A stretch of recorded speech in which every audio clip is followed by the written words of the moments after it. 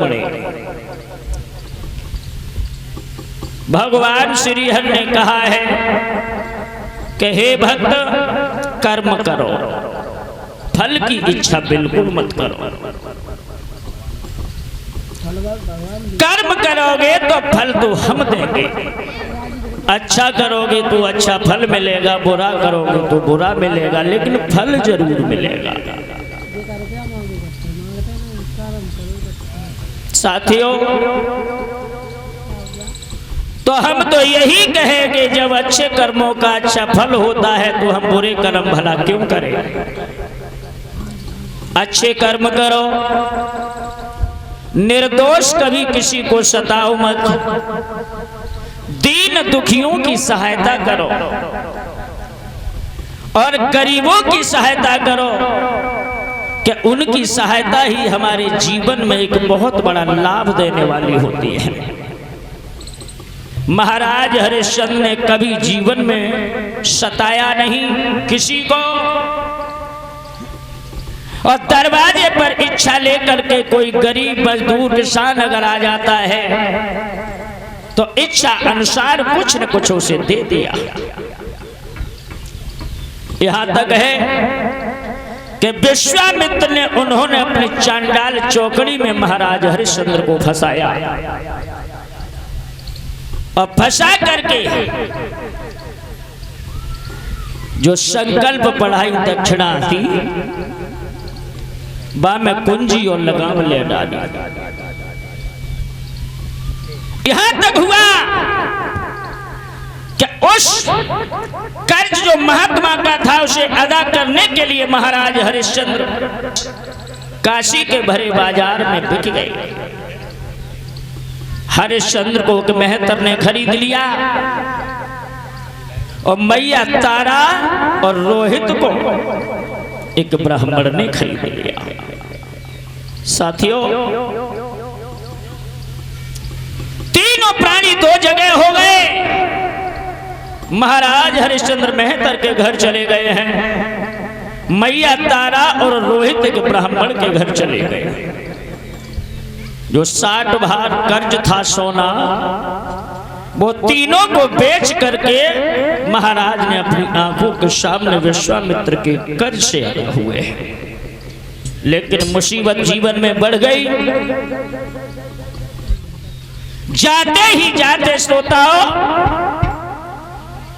मेहतर ने महाराज हरिश्चंद्र के हाथों में एक झाड़ू पकड़ा दिया और कहा कि तुम काशी की गलियां साफ करो, कुछ सत्तू हम तुम्हें दे रहे हैं, जब भूख लगे तो भोजन कर लेना।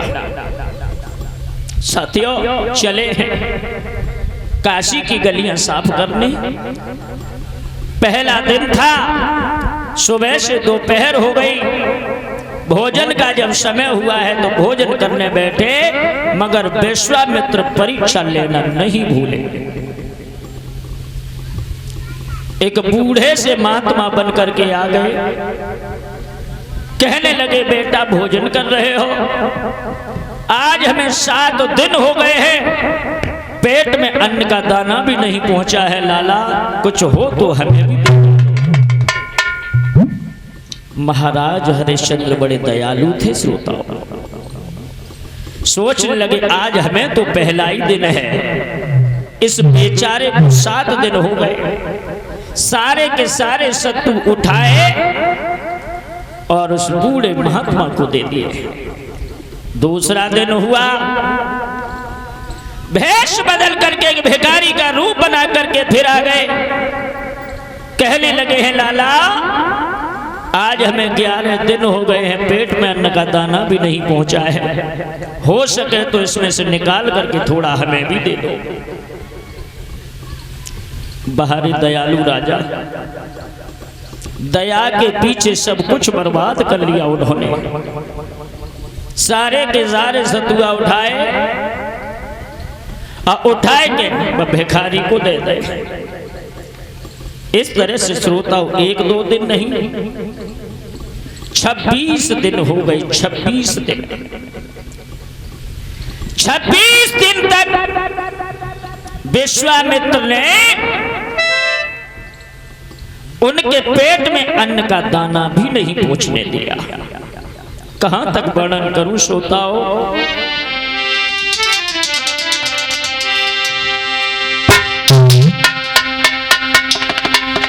मिजाजी, हम तुम 4 दिन भोजन न करो तो चेहरा की रंगत बदल जाती है, और उन्हें तो 26 दिन हो गए। अरे दिन 26 हो गए, पेट में अन्न न पहुंचो भाई, और पेट पिचक के मिलो पीठ से कमर झुक गई।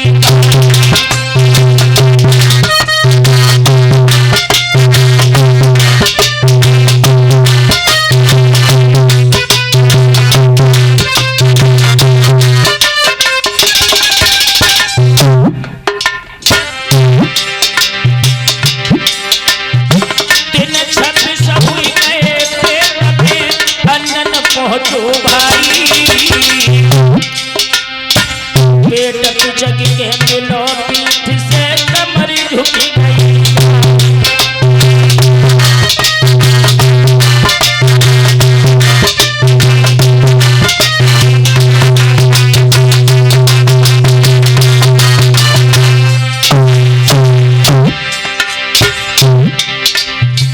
अरे भाई,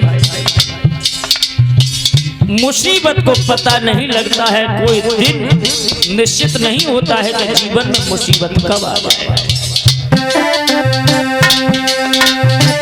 जब हो दिन 27 जब मेहतर के घर आए, 27 दिन हुआ। जब हो दिन 27 जब मेहतर के घर आओ, बोलो भक्ति हरिश्चंद्र से पानी भरके, बोलो भक्ति हरिश्चंद्र से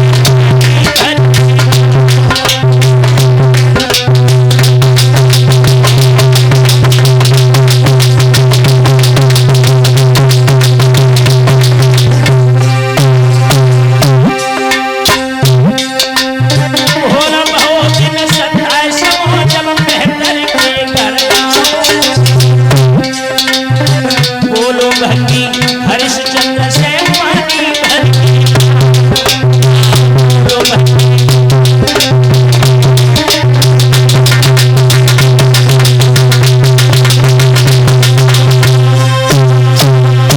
श्रोता बंधु, 27वां दिन हुआ है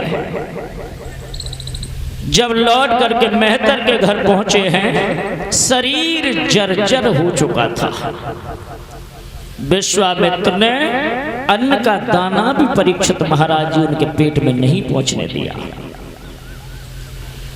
लेकिन मेहतर उनके चेहरा की तरफ देख करके ये नहीं सोच पाया कि इन्हें 1 महीना होने जा रहा है, पेट में अन्न नहीं पहुंचा है, नहीं समझ पाया, और कहने लगा हरिश्चंद्र एक काम करो, जाओ नदी से जल भर के लेके आओ। बेचारे ने घड़ा उठाओ, और उठाए के नदी पे पहुंचे हैं, और वहां जाकर के उन्हें जल भर तो लिया, लेकिन शरीर में इतनी शक्ति नहीं थी मिजाजी कि वो घड़ा उठा करके उस सर पे रख ले। हालत खराब थी बेचारे की। हुआ ऐसा, जब घड़ा नहीं उठा पाया तो अरे घड़ा पे रख लो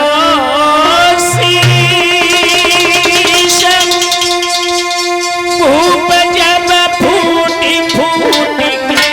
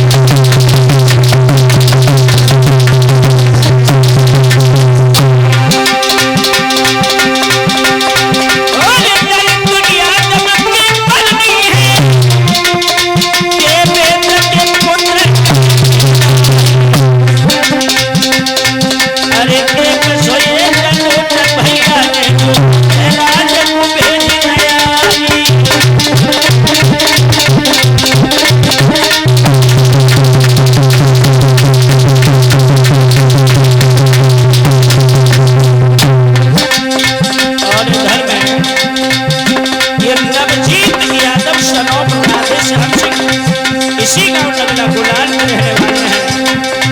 201 रुपया हमारे पास भेज रहे हैं।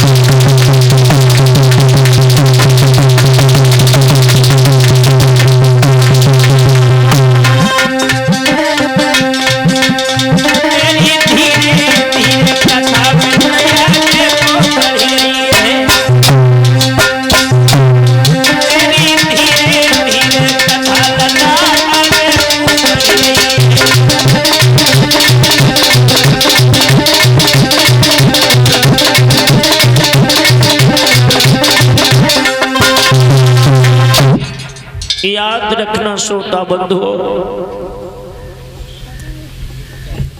27वां दिन हुआ है जब घर पहुंचे हैं तो महाराज हरिश्चंद्र को जल लेने के लिए नदी पे भेज दिया है। बेचारे ने जल भर लिया है लेकिन शरीर में इतनी शक्ति नहीं थी कि भरा हुआ घड़ा उठा करके वो सर पे रख लिया, रोने लगे। और इधर क्या हुआ श्रोताओं, ब्राह्मण देवता का आदेश हुआ है तारा से कि हे तारा, आज घर में जल नहीं है, तुम एक काम करो, घड़ा उठाओ और नदी से जल भर के लेके आओ। आदेशानुसार तारा चली है और जा करके जैसे ही नदी पर पहुंची है, महाराज हरिश्चंद्र ने तारा को देखा है तो दिल खुश हो गया। सोचने लगे मुझे लगता है कि मेरी धर्मपत्नी है, अब तो मेरा घड़ा उठवा देगी। पास में आ गई, अपने पति देव को देखते ही आंखों में आंसू भर के कहने लगी, महाराज ये तुम्हारी हालत क्या है, तुम्हें क्या हो गया? जब मेरे पास थे तो तुम्हारा चेहरा चंद्रमा की तरह खिलता हुआ दिखाई दे रहा था, लेकिन अब तो तुम्हारा पूरा शरीर जर्जर है। नाथ बात क्या है? एकदम से रो करके हरिश्चंद्र कहने लगे हैं, देवी क्या करूं, किस्मत की खूबी दिन बुरे आने लगे। पहले तो थी फूलों से नफरत, अब ठोकरें खाने लगे। देवी जो किस्मत में लिखा हुआ होता है वही होता है, एक एहसान मेरे ऊपर कर दो, क्या मेरा घड़ा उठवा दो। धर्मपत्नी कहने लगी है, महाराज वैसे मैं तुम्हारी पत्नी हूं, दूर हो गई तो क्या हुआ, मगर इस समय में तुम्हारा घड़ा नहीं उठवा सकती हो। महाराज कहने लगे, देवी कुछ तो तरस करो। अरे प्यारी उठवाए दे गगरिया मेरी जल की भरी आए।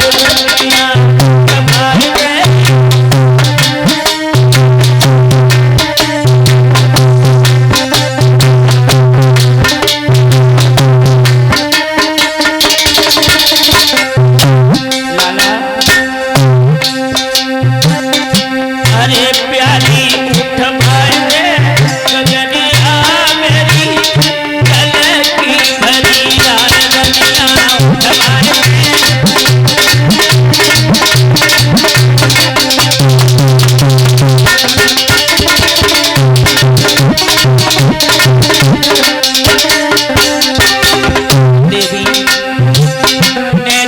सहारो लगे रे जान तो घर उठ जाए घड़ा हमारा।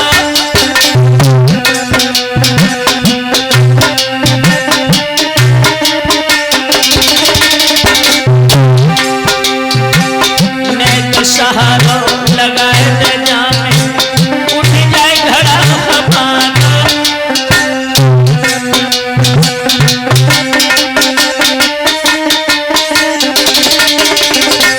वो मेरी प्यारी तारा रानी वो ये सहारो।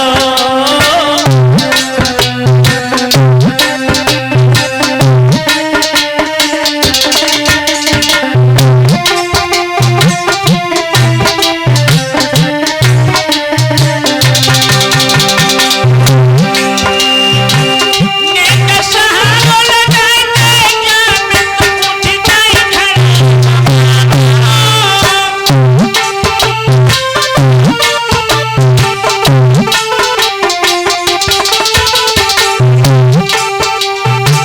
ओ मेरी प्यारी तारा रानी ओ ऐसा सहारो दुनिया गगरिया मेरी जनकी बरिया दुनिया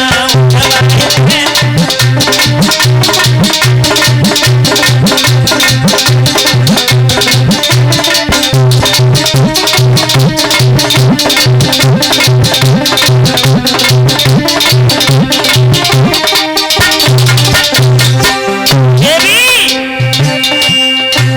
प्यारी उठ मारे गगरिया मेरी जनकी बरिया दुनिया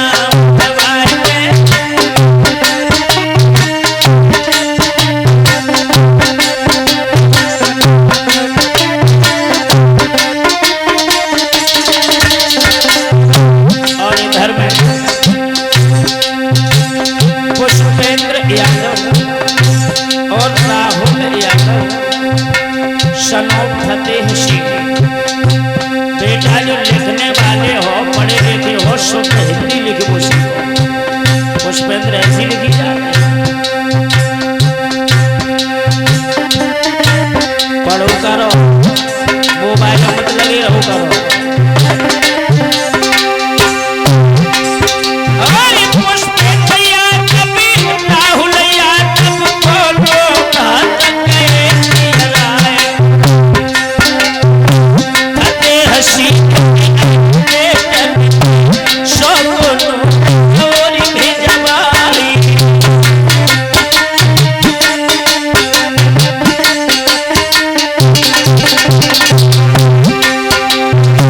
सुंदर सुंदर मोहनी मूर्ति में कई समाई।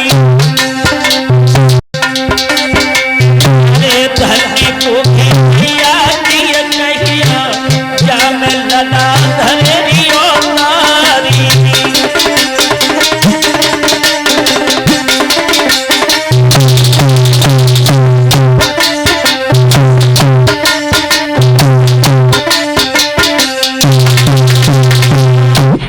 श्रोता बंधु दुख दर्द अपनी चरम सीमा पर है।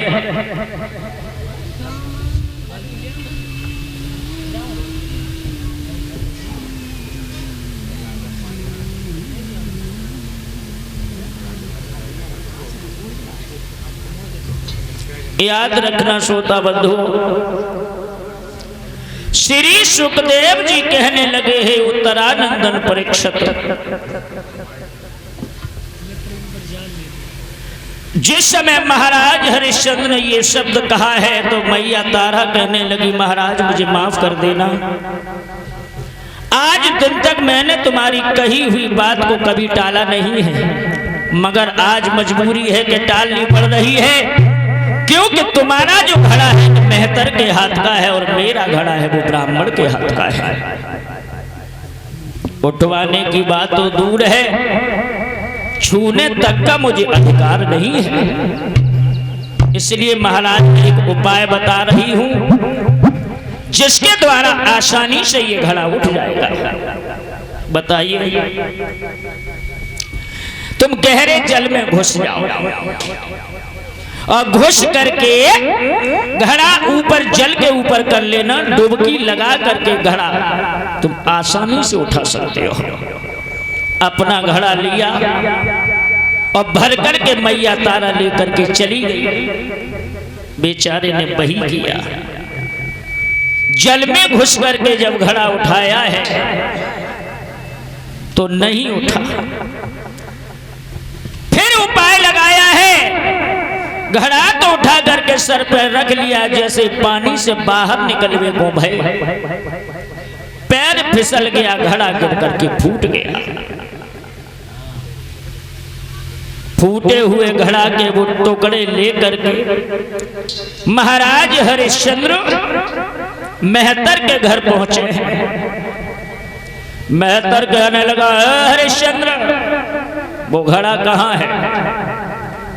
कहा, महाराज बड़ी बड़ी कोशिश करी, मेरे शरीर में इतनी शक्ति नहीं रही जो हम भरा हुआ घड़ा उठा करके सर पर रख ले। रख भी लिया लेकिन पैर फिसल गया, गिर करके फूट गया। मेहतर कहने लगा, तो सोच ले आज के बाद खाने के लिए हम तुझे कुछ नहीं दे सकते हैं, पर डे रोजाना मैंने तुम्हें सुंदर शुद्ध सत्तू दिए हैं और इतना सब कुछ खाने के बाद भी शरीर में इतनी शक्ति नहीं रही। अब तुम जाओ मरघट में जाकर के मुर्दा जो जलने के लिए आए उन पे कफन उघार उघार करके उन्हें बेच करके अपनी जीव का चलाना। अब हम तुम्हें कुछ नहीं दे सकते।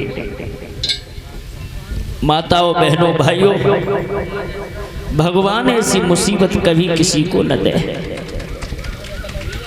प्रभु ऐसी मुसीबत कभी किसी को न दे।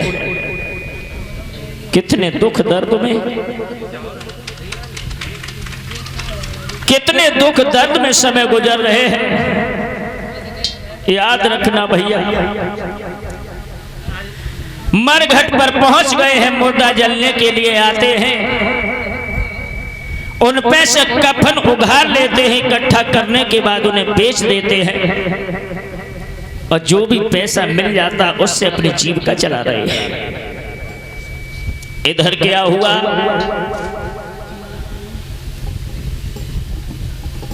एक दिन ब्राह्मण देवता जो थे वो तारा से कहने लगे कि हे तारा, तुम्हारा बेटा रोजाना घर में प्रतिदिन ऐसा ही इसी तरीके से फुर्सत से बैठा रहता है, कुछ काम काज नहीं करता है। एक काम करो, इससे कहो हमारे बगीचे में बड़े सुंदर सुंदर पुष्प खिले हुए हैं और वहां से ये फूल तोड़ करके लाए। उसी क्षण महारानी तारा कहने लगी अपने लाला से, बेटा इधर आओ, एक काम करो, क्या तुम बगिया में चले जाओ, मालिक साहब की आज्ञा है कि फूल लेकर के आओ। उसी समय सोता हो, अरे मात की बातिन में, मात की बातिन में ले डलिया हाथन में, चलो है कुमार मात की बातिन में।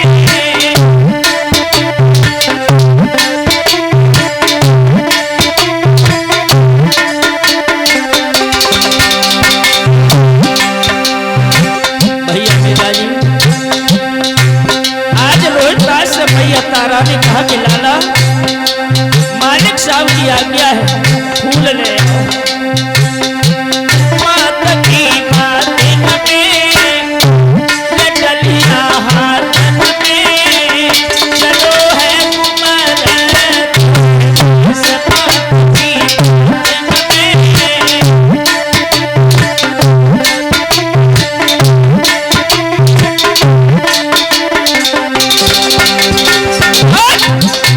पहुंच गया बगीचे में और जाकर के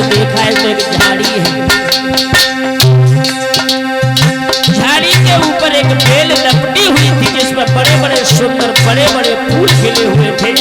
हुआ ऐसा, फूल एक खिला हुआ,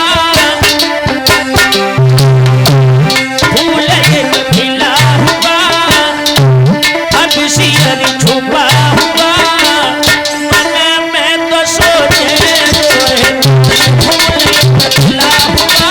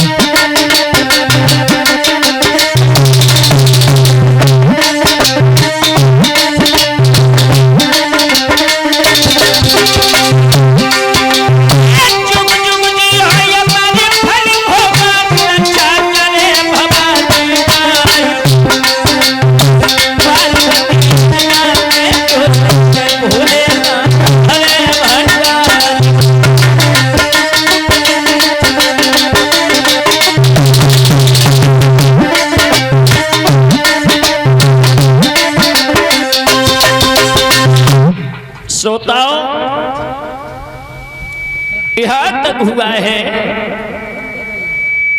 कि उधर मेहतर ने कहा कि तुम मरघट का काम करोगे और जाओ मरघट पे जो मुर्दा जलने के लिए आए उन पैसे कफन उघार उघार उन्हें बेच बेच के जीव का चलाना। मैं अपनी तरफ से तुम्हें कुछ नहीं दे सकता। चले गए मरघट पे। और इधर क्या हुआ कि मैया ने रोहितास को जब बगिया में फूल लेने के लिए भेजा है तो एक बड़ा सा फूल देख करके जैसे ही रोहितास ने उसे तोड़ने के लिए हाथ बढ़ाया है,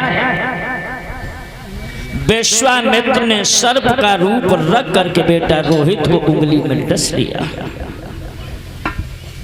उंगली में डस लिया। बेटा को जैसे ही उंगली में डसा है रोहितास जमीन पर गिर गए और लंबी लंबी श्वासें लेने लगे। और उन्हीं विश्वामित्र ने पूरी काशी में जाके आवाज लगाई दी कि हे काशी के लोगों, पता नहीं किसका बेटा बगिया में गया था, उसे किसी सर्प ने डस लिया है, बेचारा जिंदगी की अंतिम श्वासें ले रहा है। उसी समय सोता हो मैया तारा ने जब सुना है तो सोचने लगी कि मेरा ही बेटा गया था। ब्राह्मण देवता से हाथ जोड़ के बोली, महाराज मुझे कानों में एक बात सुनाई दी है, मेरा बेटा फूल लेने के लिए गया था, सुना कि उसे किसी सर्प ने डस लिया है, इजाजत दे दो तो मैं चला जाऊं। साथियों, ब्राह्मण देवता कहने लगे सुनो, पहले भोजन बनाओ उसके बाद जाओ। भोजन बना दिया। प्रभु अब आज्ञा दे दो। बोले अभी नहीं, पहले ठाकुर जी का भोग लगाओ उसके बाद जाओ। भोग भी लगा दिया। साथियों, कहने लगी कि हे ब्राह्मण देवता, इतने बड़े निर्दयी तुम क्यों हो? मेरा बेटा मेरी गोदी से आज दुनिया को छोड़ करके जा रहा है, मुझे इजाजत दे दो, मैं अपने लाला के पास जाना चाहती हूँ। भाइयों,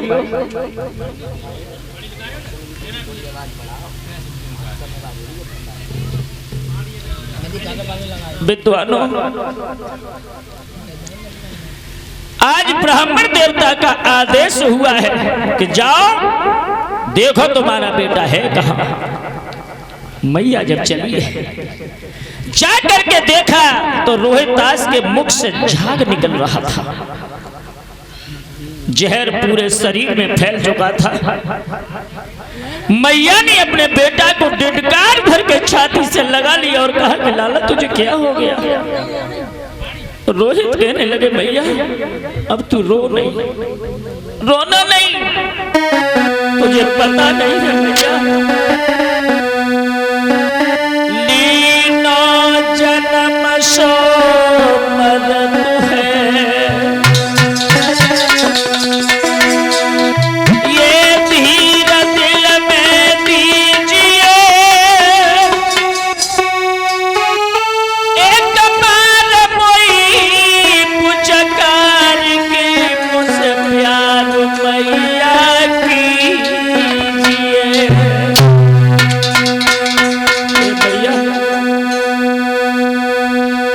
जन्म लेकर के आया है, एक बार काल का भोजन अवश्य बना है।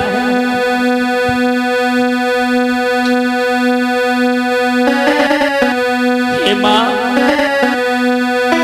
अरे तू कशुक की जो कछु कहरी सो चलती बिरला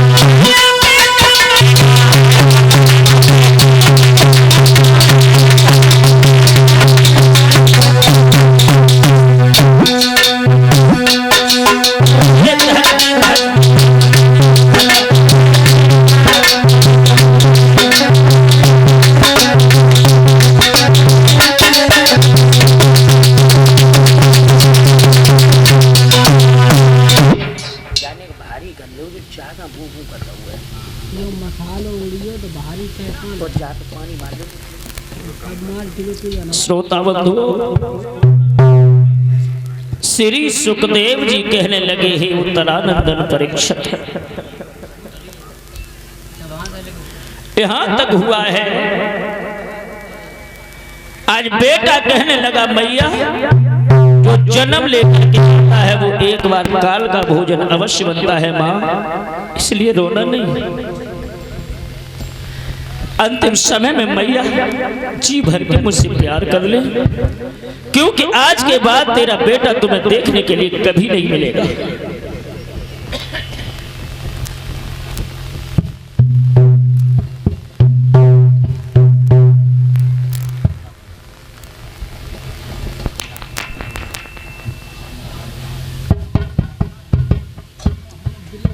माताओं, बहनों, भाइयों, बुजुर्गों,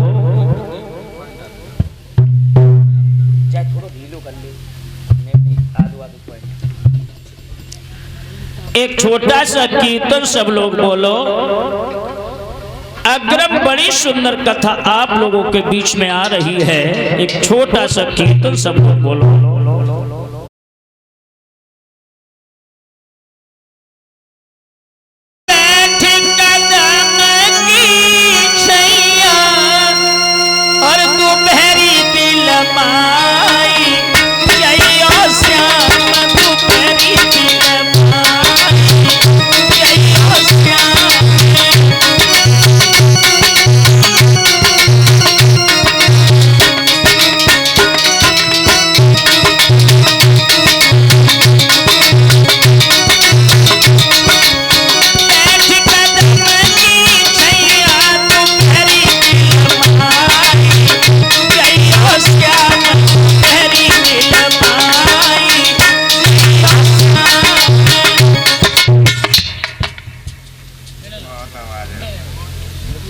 इतनी ज्यादा आवाज क्यों निकाल रही हो?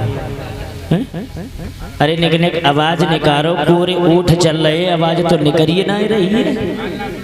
हमन तो अचानक जा से रोक लो कि आवाज निकालते हुए है तो वैसे ही मुँह चलाता है। बोलो माताओं बहनों, अरे बैठ कदम की छैया दोपहरी बिलमाई जइयो श्याम।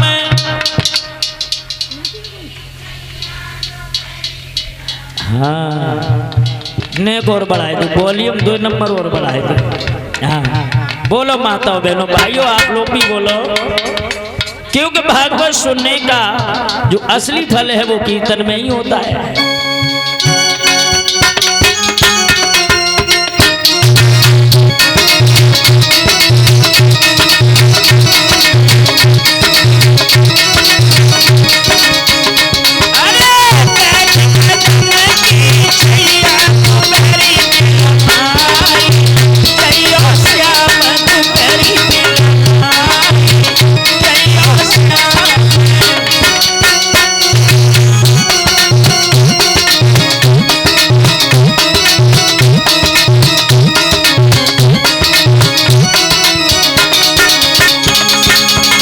चार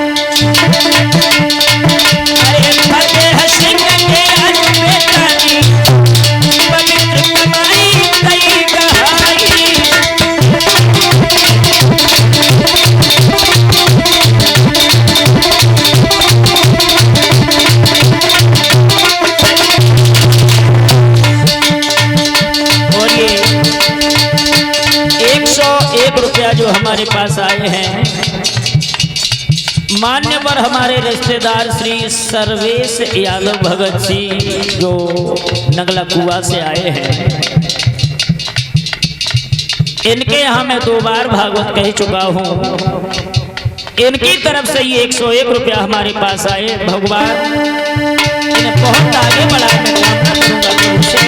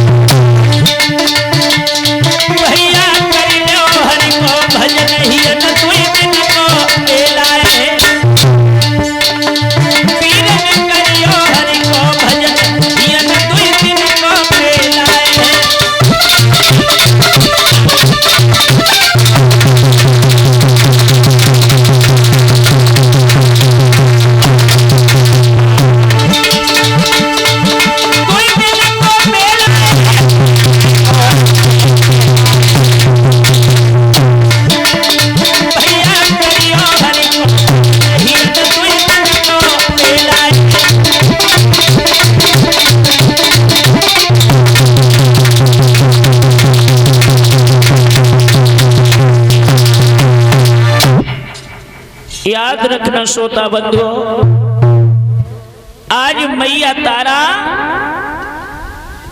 अपने बेटा की लहस के ऊपर गैया सी डगरा रही है, बुरी तरीके से रो रही है।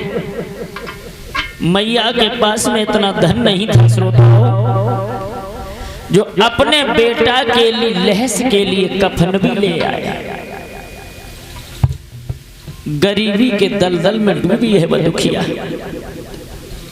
श्रोता बंधुओं, श्री सुखदेव जी कहने लगे हैं उत्तरानंदन परीक्षित,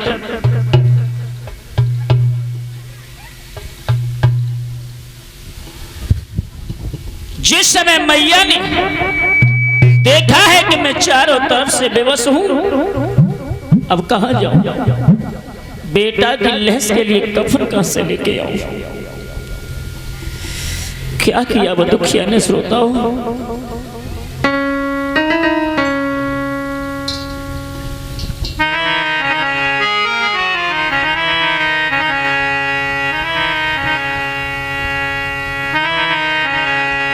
बदुखिया भैया ने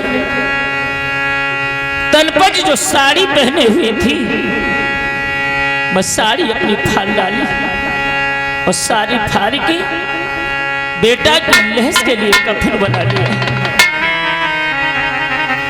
अरे आदि साड़ी फारी मात ने लला को कफन बनायो,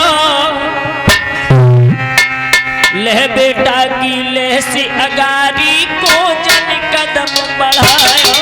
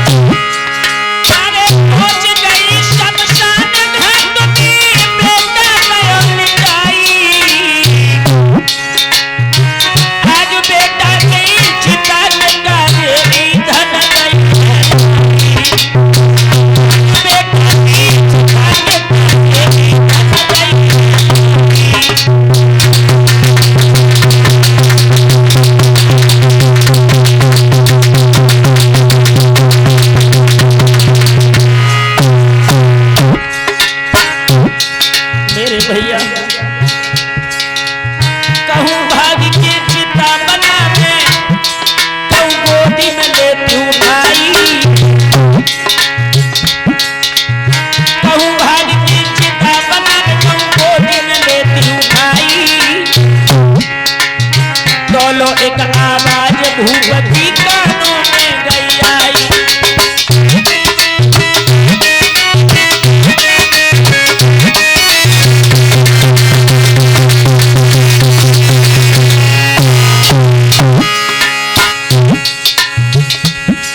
अरे कहूँ भाग के चिता बनावे, कहूँ गोदी में लेती उठाई, दोनों एक आवाज भूपति कानों में गई आई।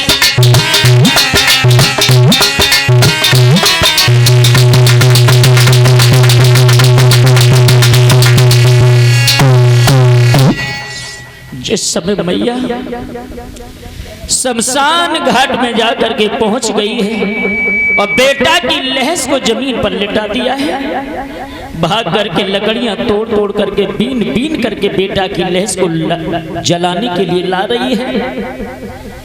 पुत्र की जब याद आ जाती है तो उठा करके बेटा को छाती से लगा लेती है, फिर जाकर के लकड़ियां बीन बीन करके लाती है। तब तक क्या हुआ श्रोता बंधुओं, एक आवाज आई वो मरघट से। कौन है ये औरत जो बिना कर का टका दिए हुए और लहस जलाने की कोशिश कर रही है? महारानी तारा इधर उधर को देखने लगी हैं। देखा है कि उनके रियल पति को जब सामने देखा तो कहने लगी, महाराज ठीक समय पर तुम आ गए, ये तुम्हारा बेटा है। मगर बेटा को हुआ क्या? हे प्रीतम, बेटा को किसी सर्प ने डस लिया है। मेरे पास कुछ नहीं था, शरीर की जो साड़ी थी वो आधी फाड़ करके बेटा की लहस के लिए कफन बनाया है। अब अपने हाथों से बेटा की लहस का दाह संस्कार कर दो। महाराज हरिश्चंद्र कहने लगे हैं, देवी कौन ऐसा अभागा बाप होगा जो अपने जीवन में अपने बेटा की लहस को इन आंखों से निहारेगा? मैं बहुत बड़ा अभागा हूं, ये बदकिस्मती है हमारी, क्या करें? मगर एक बात हम तुम्हें बताना चाहेंगे देवी, कि हमारे तुम्हारे शरीर के नाते रिश्ते जो भी थे बहुत पहले छूट चुके हैं। अब इस मरघट का एक नियम है, बिना कर का टका दिए हुए लहस नहीं जल सकती है। विद्वानों, आज महाराज हरिश्चंद्र कहने लगे हैं, हे देवी सुनो मेरी बात, परेशान मत होना, क्योंकि बिरथाले सिधरे मरघट में और रोई रही तारा नारी। बिरथाले सिधरे मरघट में रोई रही तारा नारी। कुमरन मेरो लाई तू है नारी।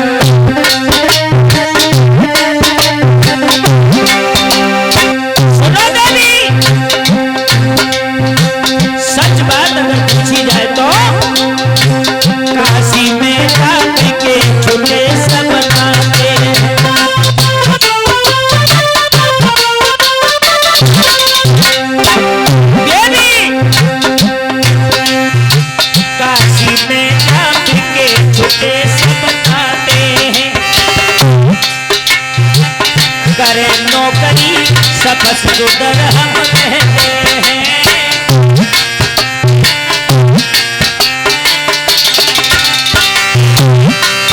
और सुनो, अरे पीछे करिए बात पहली कल को टका निकाली कुमार न बेरो नाई तुम्हारी हमारी।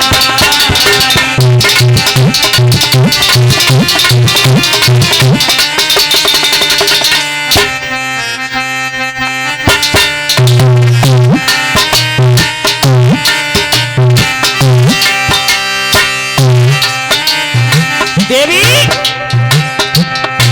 काशी नगरिया में हम लोग जब से देखे हैं, तुम ब्राह्मण के घर की और मैं मेहतर के घर का नौकर हूं। और यहाँ इस मरघट का एक नियम है, मुर्दा तभी जल सकता है जब कर का टका दे दोगे तो।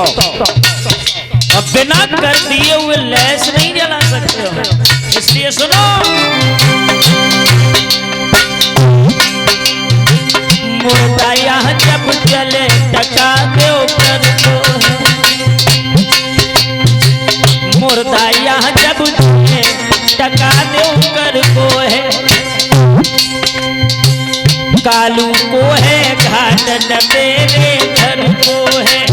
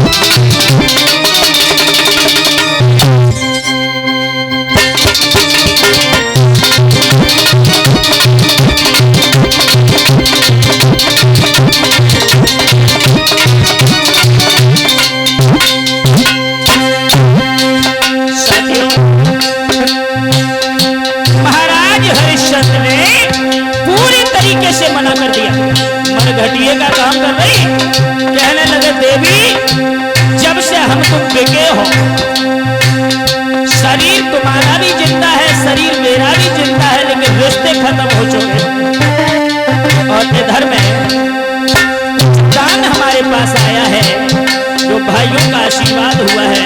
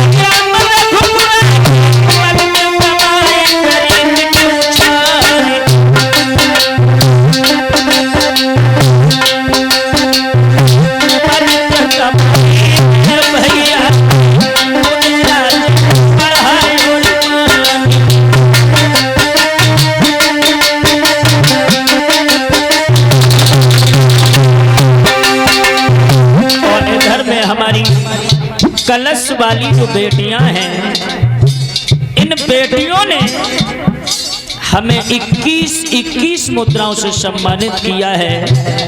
21 रुपया सोनी बिटिया की तरफ से और 21 रुपया मोनी बिटिया की तरफ से और 21 रुपया गार्गी बिटिया की तरफ से और 21 रुपया निशा बेटी की तरफ से, 21 रुपया कीर्ति बिटिया की तरफ से, 21 रुपया ये प्रियंका बेटी की तरफ से, 21 रुपया पूजा बेटी की तरफ से, 21 रुपया पल्लवी बिटिया की तरफ से और 21 रुपया सपना बेटी की तरफ से। इन बेटियों के द्वारा जो हमें 21 मुद्राओं से सम्मानित किया गया है।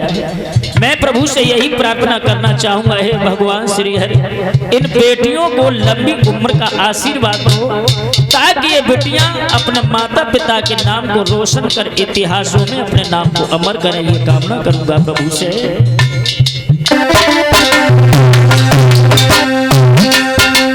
और घर में ये दिनेश यादव फौजी जो हमारे परीक्षित महाराज जी बीरन सिंह फौजी परीक्षित जी के सुपुत्र हैं,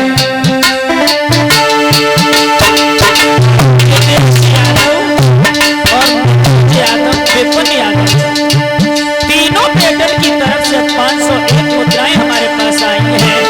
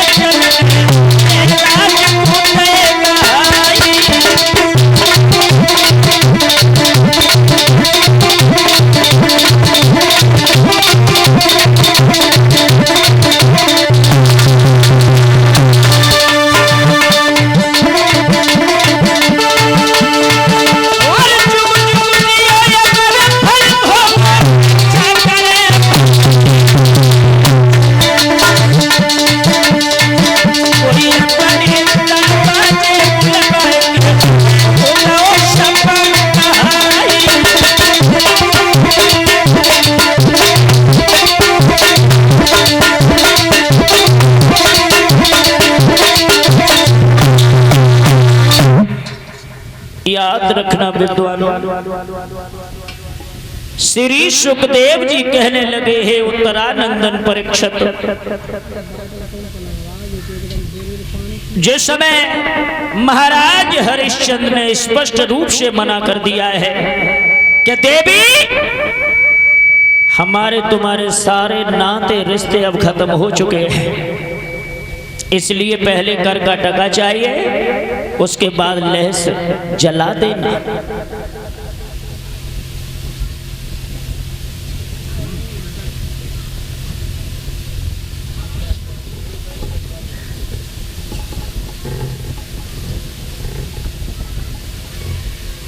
महारानी तारा कहने लगी है, महाराज मेरे पास भला क्या रखा है, रही बात करके टका की तो सुनो, धन दौलत तो मेरे पास है ना,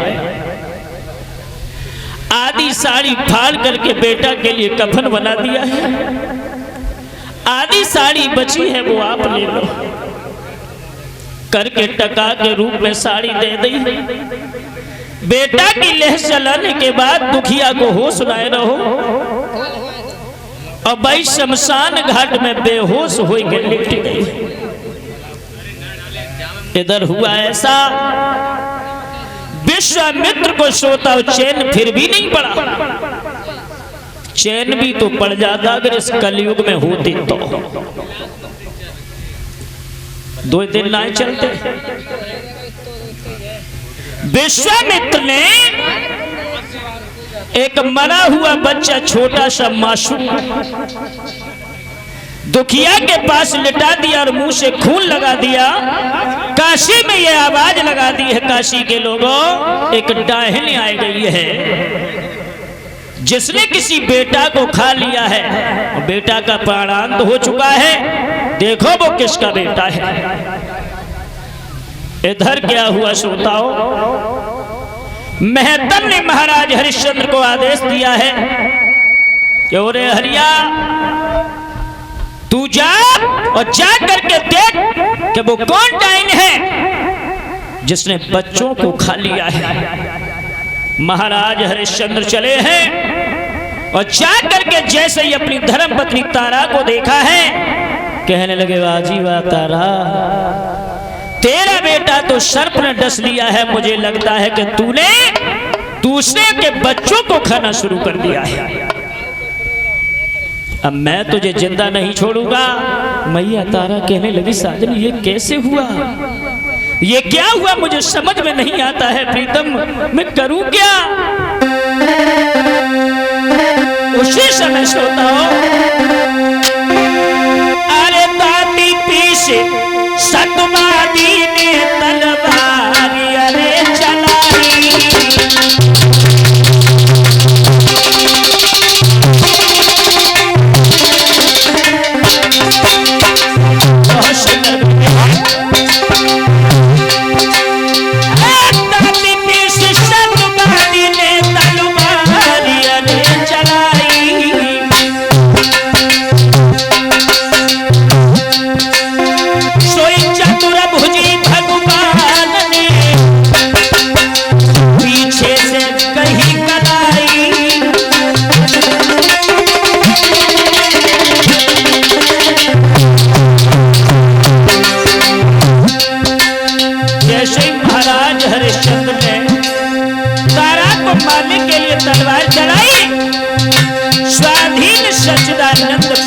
चतुर्भुजी भगवान ने आकर के कलाई पकड़ ली और क्या कहा,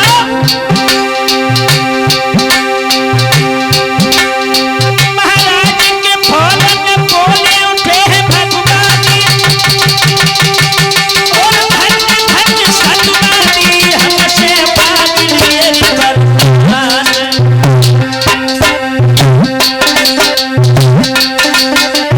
परीक्षा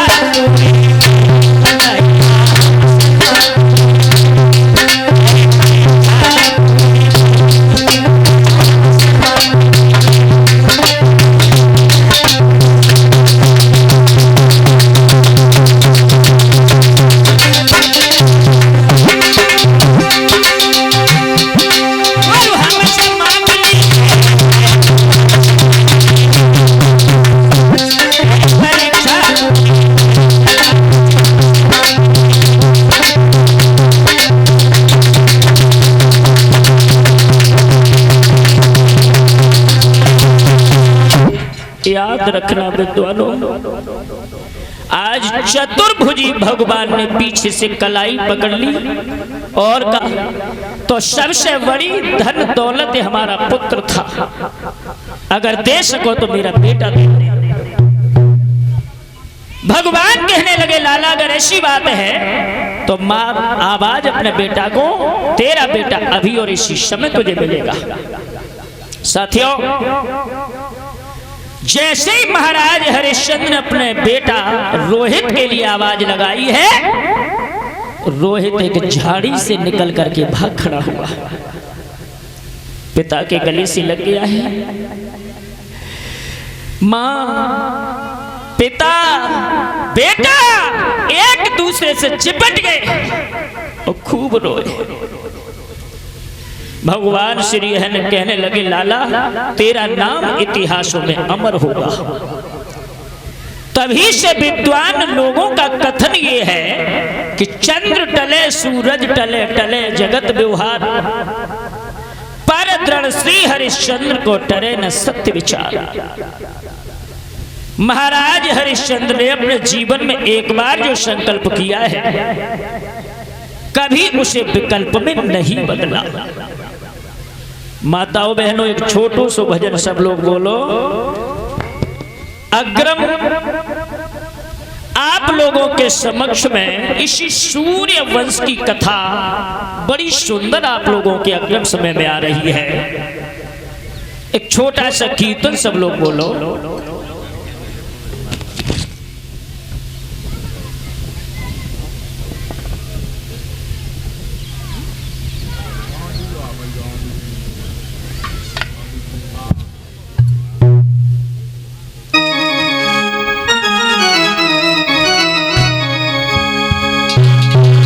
और इधर में ये अनुज यादव सनोफ, तुमसे निराला कौन है, भेद तेरा पाश के वो पाने वाला कौन है। हे प्रभु आनंद दाता ज्ञान हमको दीजिए, शीघ्र सारे दुर्गुणों से दूर हमको कीजिए।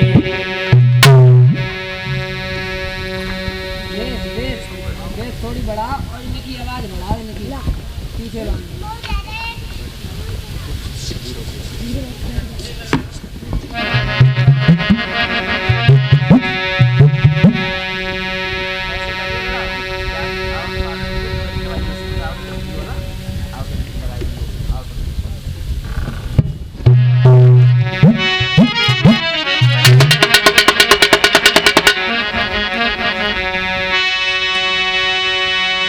दीन बंधु दयानिधि,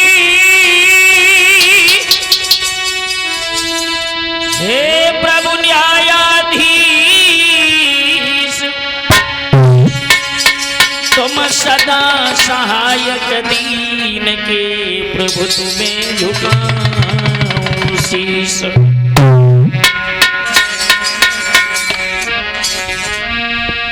गुरुदेव नाम ललहाम जिनका सर्व मंगल धाम है, उन पूज्य गुरु सुर जन को मेरी श्रद्धा समेत प्रणाम है।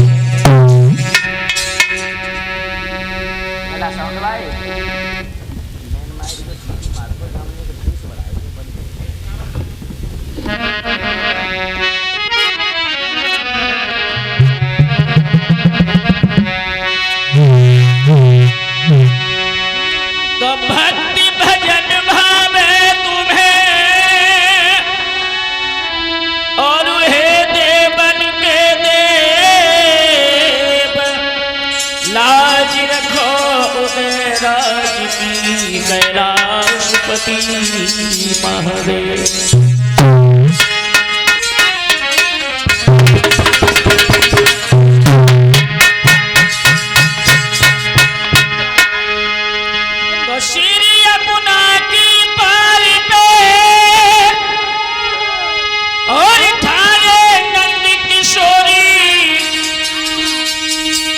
झिलमिल झिलमिल है रहो पीतांबर को छोड़,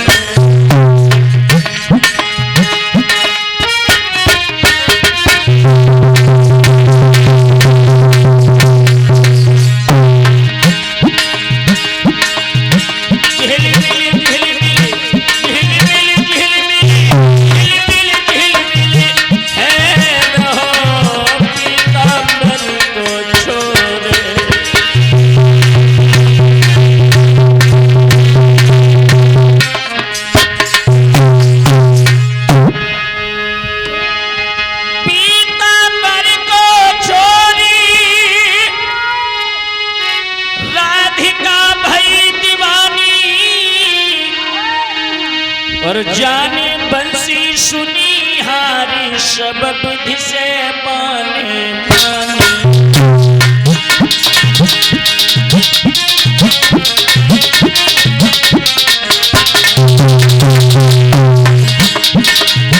जाने बंसी सुनी हारी सब बुद्धि से माने माने।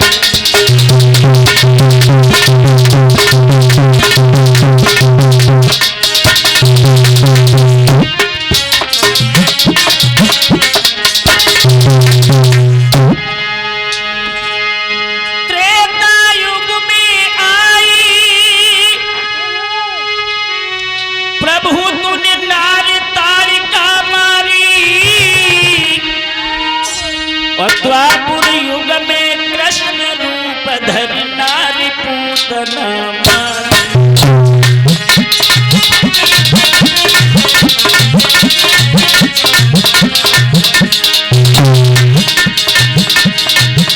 अरे द्वापुर युग में रूप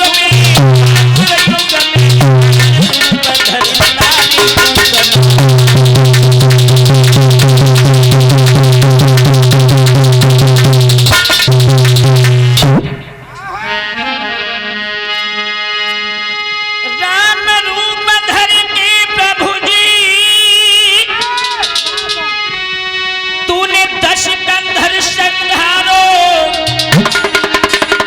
कृष्ण रूप में आई कन्हैया राजा कंस पछाड़ो।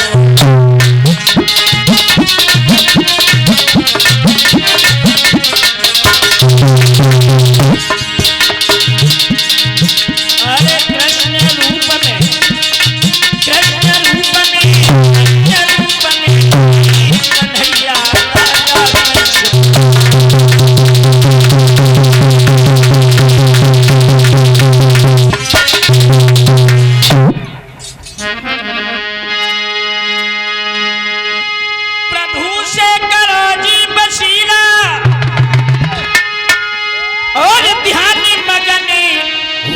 सुनना भक्तों भगवान की लीला।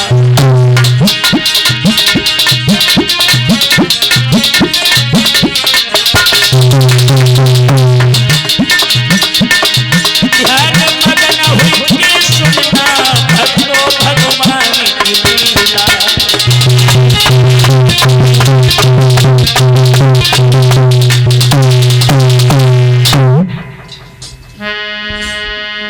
कन्हैया बंसी बारे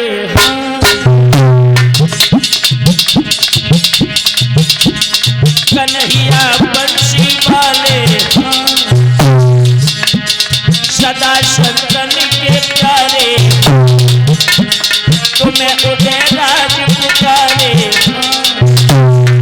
ग्राम चरहारी वाले।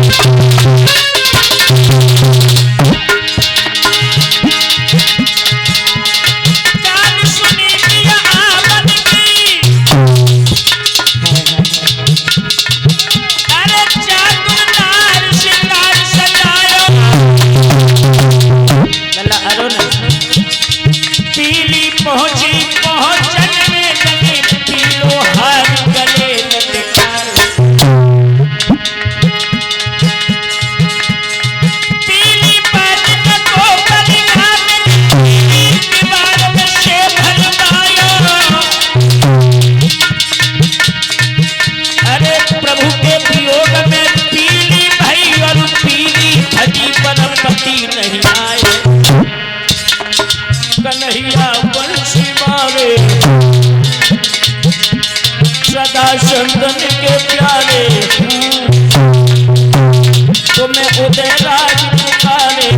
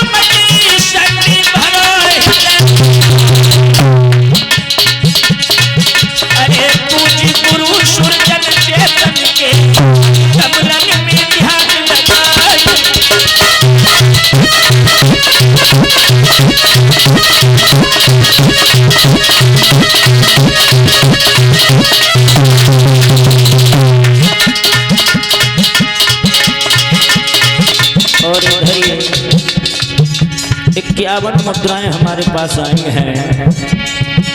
मान्यवर भीमसेन यादव सनोफ जमादार सिंह यादव इसी गांव नगला गुलाल के रहने वाले हैं। और भीमसेन जो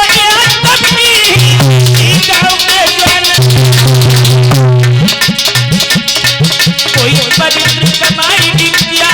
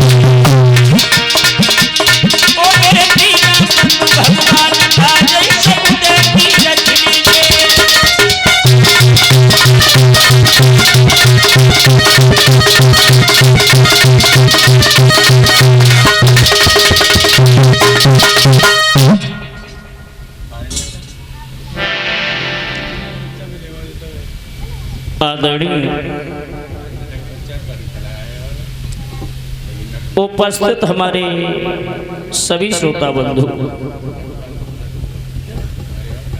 आदर के योग्य हमारे समस्त बुजुर्ग जो सम्मानीय हमारे पिता के समतुल्य हैं,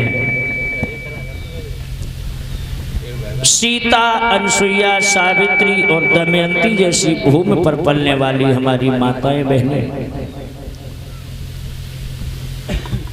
सुदूर ग्रामीण अंचल से आए हुए युवा वर्ग के भाई,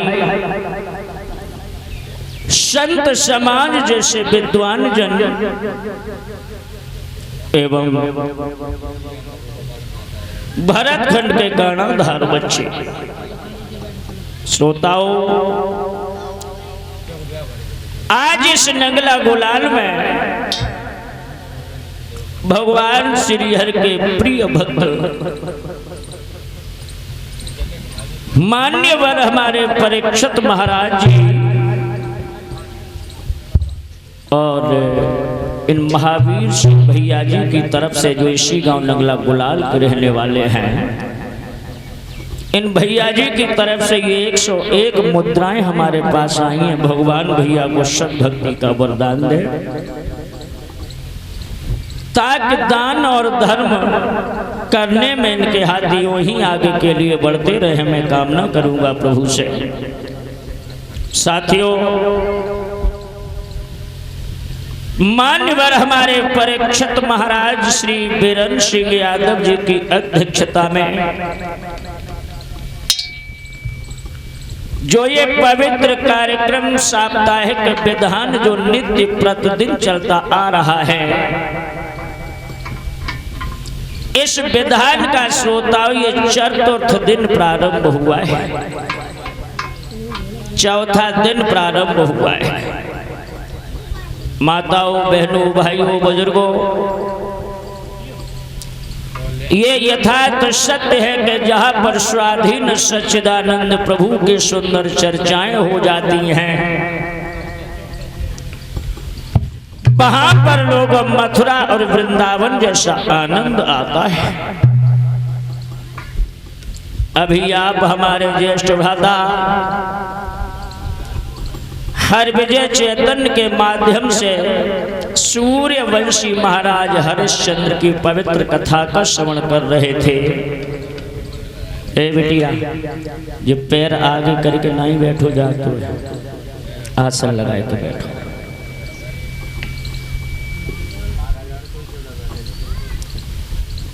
जिन महाराज हरिश्चंद्र के बारे में विद्वान लोगों का कथन है कि चंद्र टले सूरज टले, टले जगत व्यवहार,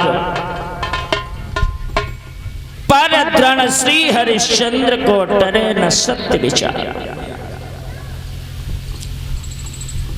ये विद्वान लोगों की लेखनी है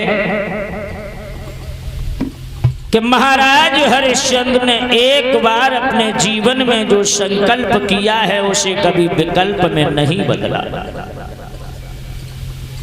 इच्छा लेकर के यदि कोई दरवाजे पर आ जाता है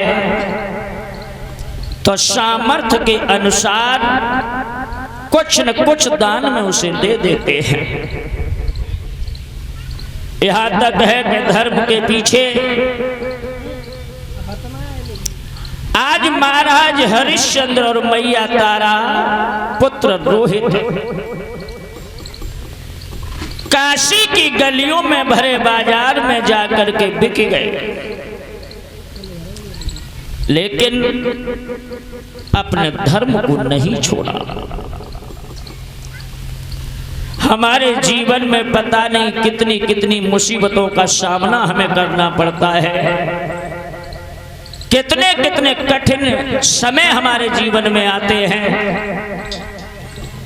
और ऐसे कठिन समय में इंसान को कभी हिम्मत नहीं हारनी चाहिए। भगवान श्री हरि ने अगर दुख दिया है तो लाइफ में कभी सुख भी देंगे। कर्म करना मत छोड़ो। भगवान कन्हैया ने भी गीता में कहा है कि कर मंडे बाधिका रस्ते माँ फलेश कदाचन, माँ फले तूर्भुर्भुः सन्नो अस्तुर।